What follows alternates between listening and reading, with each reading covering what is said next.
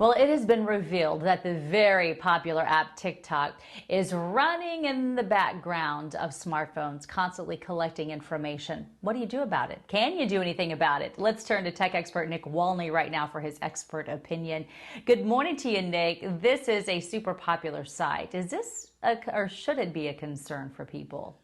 Well, Apple released the beta of its newest operating system last month. It's really exciting because there's going to be a lot of security and privacy updates.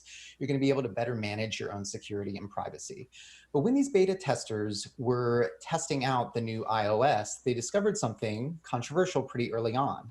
They found that several apps, TikTok being one of them, was copying whatever was on the clipboard every few seconds and every few keystrokes on the app. Since Apple uses iCloud to tether devices together, if you're a Mac user and you have, say, a desktop and a phone, then you could have something copied on your clipboard on your computer. And since that will be carried over to your phone, it's possible that TikTok will actually be copying that information without you realizing it. So it's a big light bulb moment for a lot of people. So how would that benefit TikTok? Why do something like that? I mean, does it really matter? I mean, is this all about advertising dollars? How does that work? One of the biggest reasons is that there are a lot of concerns around spammy behavior. More than ever, as many of us have realized, you can create bots on social media. There are bots that are all over on social media. And so in an attempt to shut down some of that artificial intelligence and some of that code that's creating spammy behavior, it's a protocol that TikTok and some other apps have implemented. The concern is that TikTok already said in the spring that they knew this was happening and that they were working to take care of it, and that was several months ago. We also know that last year, TikTok was fined over $5 million by the FTC because they were mishandling children's data. They were basically allowing users of any age to get onto the platform, and that's illegal.